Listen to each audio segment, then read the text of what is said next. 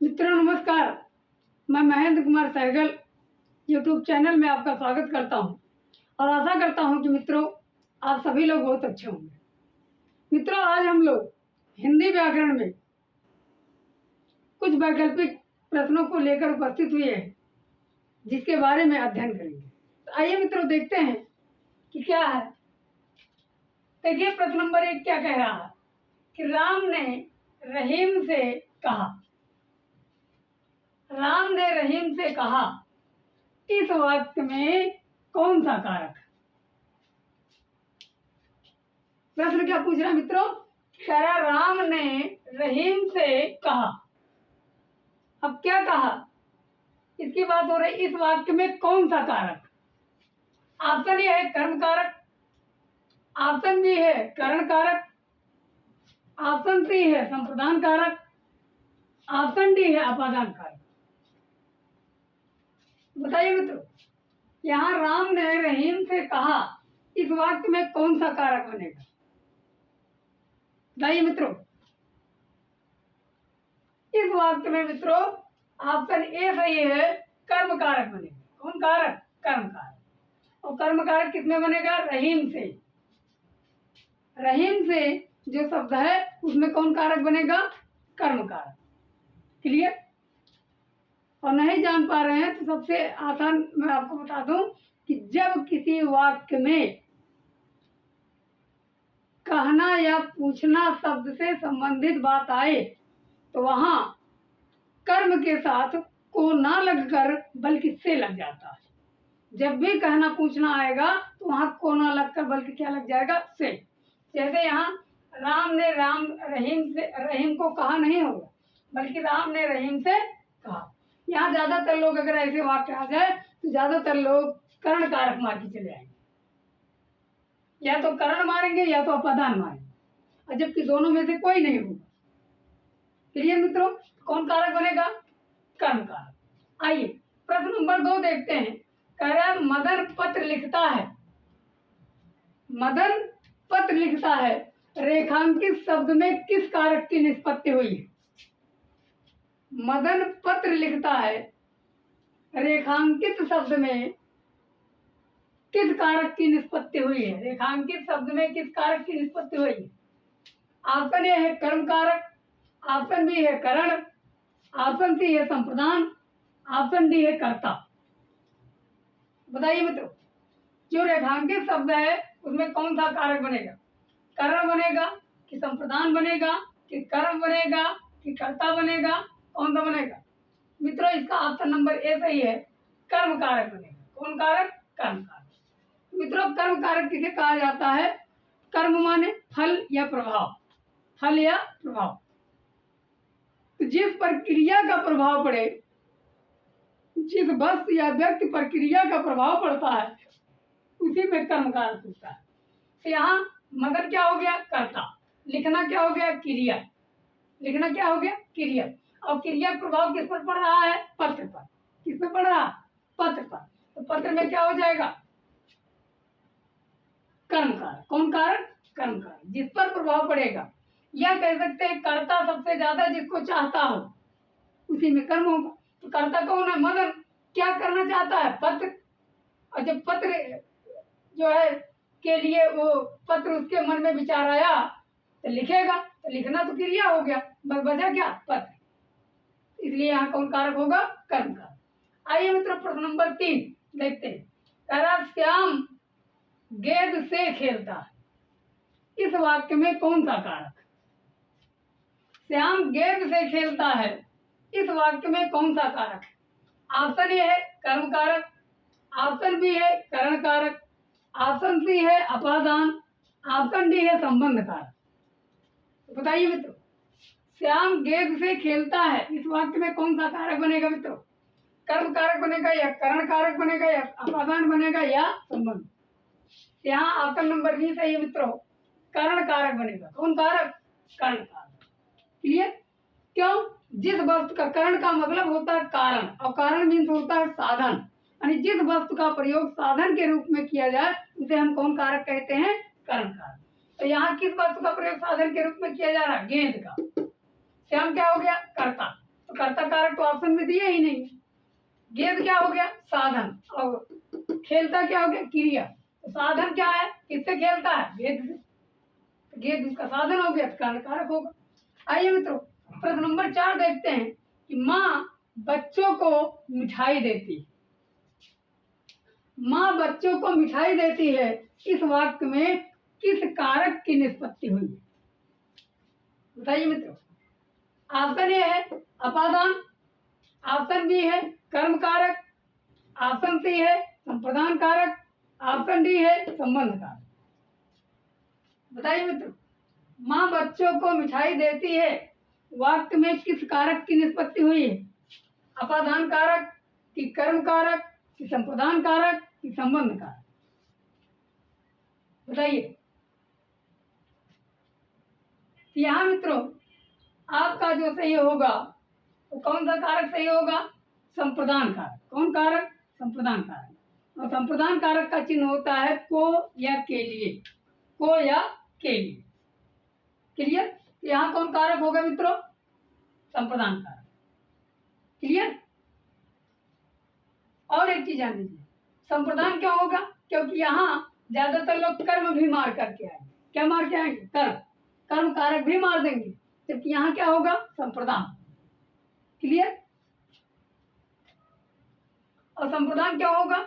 जहां संप्रदान कारक सम माने समान, प्रदान माने देना, यानी जब किसी वस्तु को दान के रूप में दिया जाए, और जहां किसी वाक्य में दान की बात की जाए या दान दिया जाए, तो वहां कौन कारक होगा?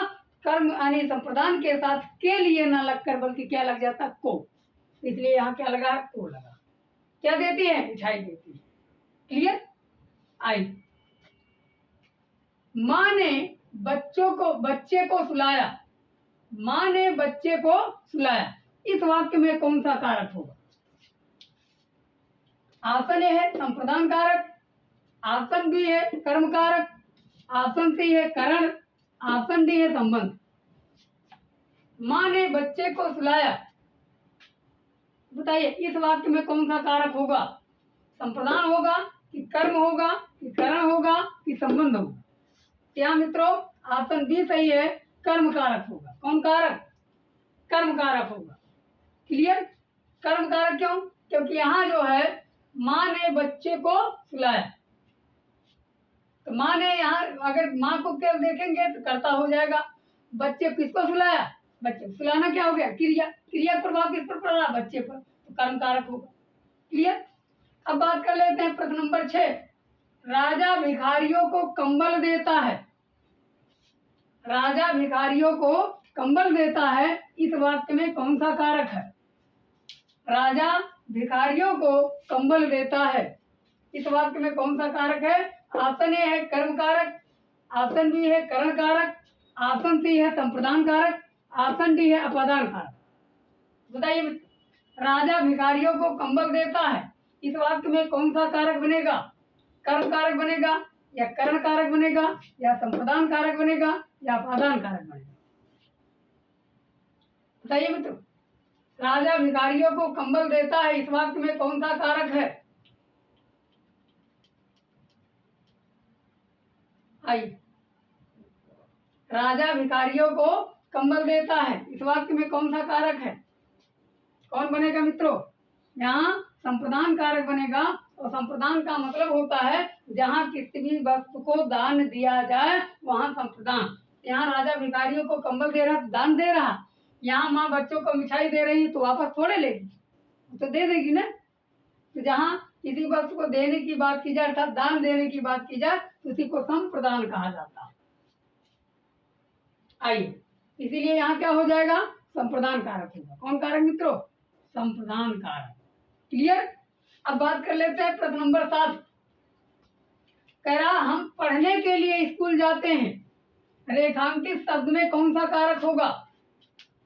हम किसके लिए स्कूल जाते हैं? पढ़ने के लिए स्कूल जाते हैं, विद्यालय जाते हैं, तो रेखांकित शब्द में कौन सा कारक है? ऑप्शन ए है करण कारक, ऑप्शन बी है कर्ता कारक, ऑप्शन सी है कर्म कारक, ऑप्शन डी है संप्रदान कारक। तो किसके लिए स्कूल जाते हैं? पढ़ने के लिए। और जहाँ पढ़ने के लिए बात हो जाए, जिसके लिए क्रिया को किया जाए, वहाँ संप्रदान कारक होता है। जिसके लिए कार्य को पूरा किया जाए उसी में संप्रदान कारक होता है। यहाँ किसके लिए? पढ़ने के लिए विद्यालय जाते हैं। आइए मित्रों, प्रश्न नंबर 8 देखते हैं। ये कह रहा घुड़सवार घोड़े से गिरा। घुड़सवार घोड़े से गिरा इस वाक्य में कारक है, बताइए। ऑप्शन ए है करण कारक, ऑप्शन बी है अपादान, ऑप्शन सी है संप्रदान, ऑप्शन डी है अधिकरण। बताइए, घुड़सवार घोड़े से गिरा इस वाक्य में कौन सा कारक बनेगा? यहाँ क्या हो जाएगा मित्रों? अपादान। कौन कारक बनेगा? अपादान। घोड़े से गिरना का मतलब अलग हुआ, किससे अलग हुआ? घोड़े से अलग हो गया। तो अलगाव की दशा में से अलग होना किसमें आता है? अपादान कारक। तो घोड़े से क्या कर रहा है? घुड़सवार गिर गया, अलग हो गया, इसीलिए क्या हो जाएगा? अपादान। तो आइए मित्रों, हम लोग प्रश्न नंबर 9 को देखते हैं।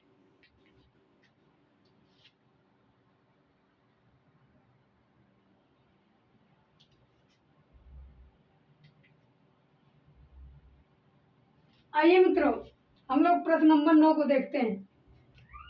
कह रहा वह नदी से पानी ला रहा है। वह नदी से पानी ला रहा है इस वाक्य में कौन सा कारक है? देखिए, ऑप्शन ए कर्ता कारक, ऑप्शन बी करण कारक, ऑप्शन सी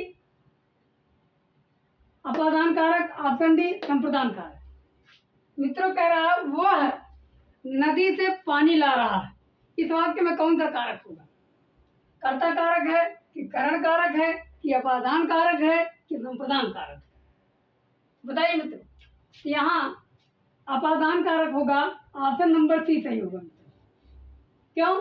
क्योंकि नदी जो है कहाँ से पानी ला रहा? नदी से। यानी नदी से वो पानी को क्या कर रहा है? अलग कर रहा है। इसलिए अलगाव की दशा में यहाँ कौन कारक होगा? अपादान कारक। मित्रों, अगला क्वेश्चन देखिए, प्रश्न नंबर 10 कह रहा है कि गंगा हिमालय से निकलती है, इस वाक्य में कौन सा कारक है? गंगा हिमालय से निकलती है, इस वाक्य में कौन सा कारक है?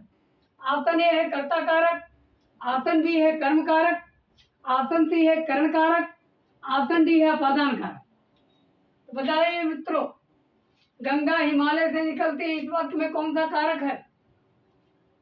तो यहाँ भी गंगा हिमालय से अलग हो रही है, निकल रही है, तो क्या होगा? अपादान। अपादान का मतलब ही समझ लीजिए, इसी को तोड़ दीजिए। अपादान, आ घनपाद घन आन, ये तो होगा आ घनपाद घन आन।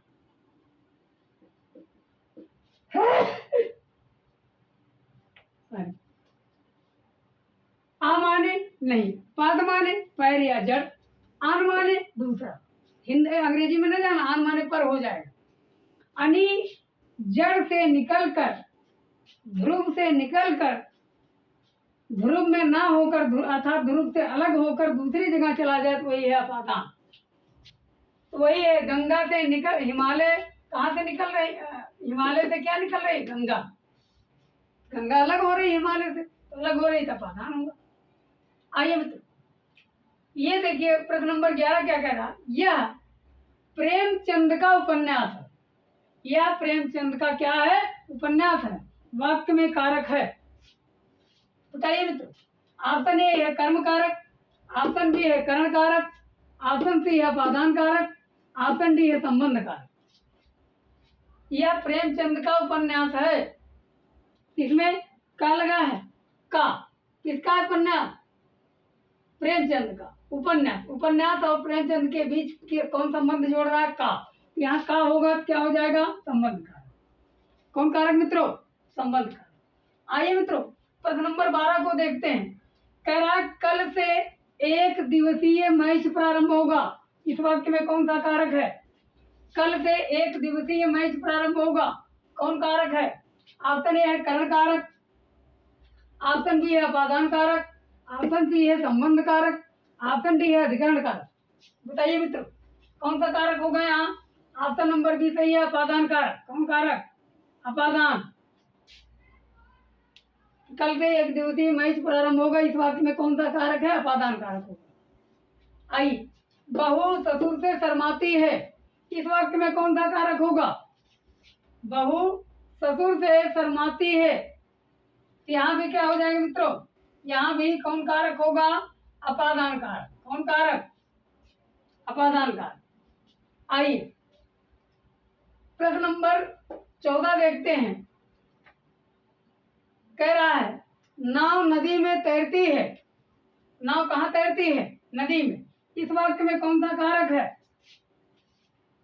ऑप्शन ए है कर्म कारक, ऑप्शन बी है अधिकरण कारक, ऑप्शन सी है संबंध, ऑप्शन डी है अपादान। तो कहाँ? जहां आधार का बोध हो, अभी हमने बताया भी था, जहां आधार का बोध हो वहीं अधिकरण होगा। तैरने का आधार क्या है? नदी। तो कौन तैर रहा है? नाव। तो आधार है तो इसका मतलब कौन कारक होगा? अधिकरण।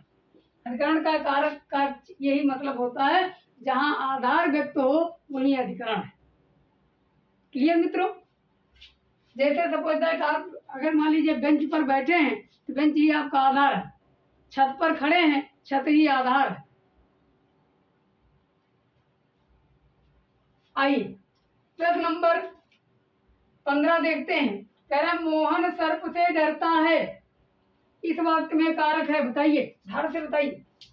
मोहन सर्प से डरता है, इस वाक्य में कारक है। कौन सा कारक है मित्रों? ऑप्शन ए है अपादान कारक, ऑप्शन बी है कारण कारक, ऑप्शन सी है कर्म कारक, ऑप्शन डी है संप्रदान कारक। मोहन सर्प से डरता है, आगे बताइए मित्रों। यहाँ भी क्या हो जाएगा? अपादान कारक। कौन कारक? अपादान कारक।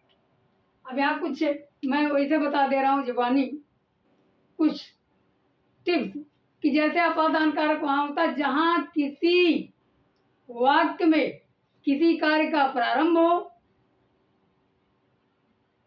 किसी कार्य का क्या हो? प्रारंभ की बात की जाए, या तुलना की बात की जाए, या शर्म की बात की जाए, या डर की बात की जाए, भय जिसको कहा जाता है, या रक्षा की बात की जाए, तो वहां अपादान कारक होता है। जैसे हमने यहाँ लिखा है कि कल से एक दिवसीय मैच प्रारंभ होगा, ध्यान दीजिएगा, जिस समय से किसी कार्य का प्रारंभ हो उसी समय को क्या कहा जाता है? एक दिवसीय मैच प्रारंभ होगा। यानी कल से, कब से? कल से। कल समय दिया है तो समय जब से निश्चित, जब से वो प्रारंभ हो, जैसे कह दिया जाए आज से ही नया बैच प्रारंभ है तो आज से हो जाएगा अपादान कारक। अभी हमने कहा जहां शर्म की बात की जाए, लज्जा की बात की जाए, जैसे बहू ससुर से शर्माती है, जिससे शर्माते हैं, जैसे यहाँ जिस समय से क्रिया कार्य हो रहा है उस समय में अपादान होगा, और यहाँ जिससे शर्माती है उसमें अपादान कारक होगा। किससे शर्मा रही है? ससुर से। ससुर में क्या हो जाएगा? अपादान कारक। और देखिए यहाँ मोहन सर्प से डरता है, तो किससे डरता है? सर्प से। तो जहां जिससे डरता है उसी में अपादान कारक होगा। क्लियर मित्रों? जैसे कह दिया जाए मोहन सोहन की शेर से रक्षा करता है, तो किससे रक्षा करता है? शेर से। जिससे रक्षा किया जाएगा, जिससे डरा जाएगा, जिससे तुलना होगा, जैसे कह दिया जाए भारत पाकिस्तान से बड़ा है तो तुलना हो रहा, तो जिससे तुलना किया जा रहा, किससे तुलना किया? पाकिस्तान से। तो पाकिस्तान में क्या हो जाएगा? अपादान कारक। मित्रों आज के लिए बस इतना ही, फिर मिलेंगे हम अगले वीडियो में। और यदि आपको ये वीडियो अच्छा लगा होगा कृपया लाइक, सब्सक्राइब, शेयर कर दीजिएगा। धन्यवाद।